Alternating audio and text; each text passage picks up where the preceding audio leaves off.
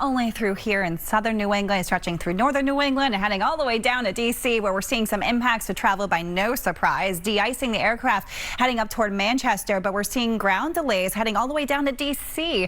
at this point in the afternoon. So we have a couple things on our radar. Of course, the storm itself is moving through, and it's heaviest at this point through the afternoon into the early evening, with rain and snow on our radar, and even some areas of freezing rain, as I'll show.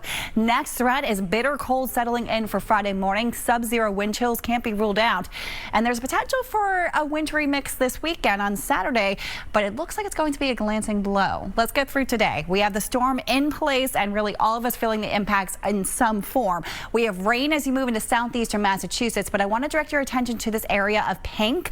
This is where we're seeing the potential for a brief period of freezing rain over the next hour or so, and that's where we could see less than 1/10 of an inch of ice.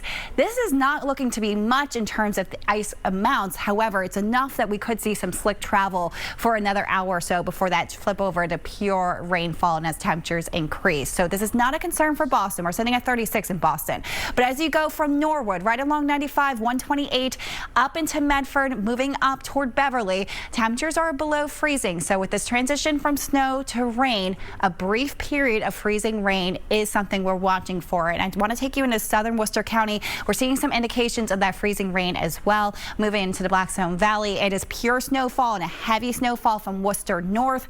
Heavy rainfall extending into southeastern Massachusetts. And the timeline has that rain extending through all of eastern Massachusetts over the next few hours. The evening commute featuring heavy rainfall for many of us, heavy snow from Worcester northwest. The snow collapses and pushes southeast as we move past 4 o'clock through about 8, 9 o'clock this evening.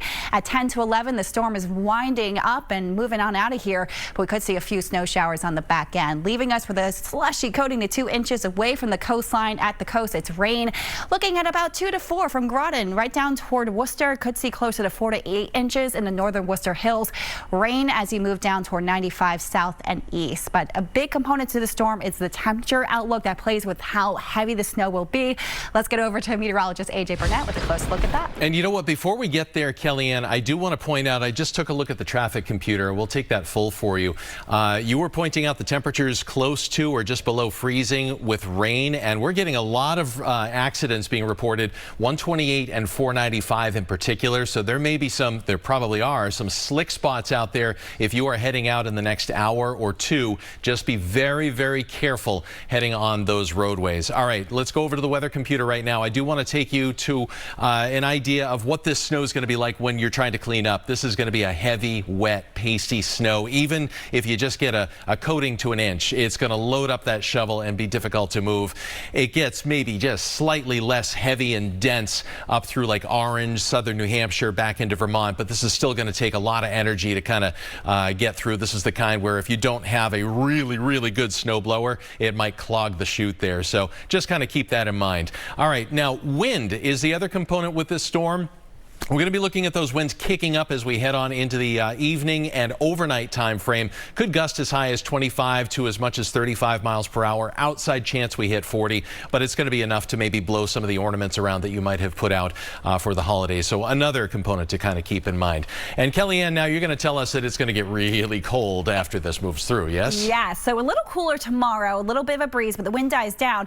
Here it is, Thursday. We have a cold front crossing through. That cold front, as it passes by, will ignite a few snow showers, maybe a snow squall or two in the afternoon into the evening hours Thursday. So that's the next order of business in terms of snow. But that cold front brings a bigger impact in terms of the cold temperatures in place. We could see wind chill factors dropping below 0 for many spots on Friday morning. So a significant cool down, and that will set the stage for our next chance for some snow in our area. This is following a track that's staying a little bit farther south. So that's good news. We're talking about a brush of some snow moving into the area, possibly some rain mixing in throughout the day on Saturday before this moves on out of here Saturday night. We dry out Sunday and into the start of the work week. But Doug and Erica, this active and cold pattern looks to be here to stay for at least the next 7 days.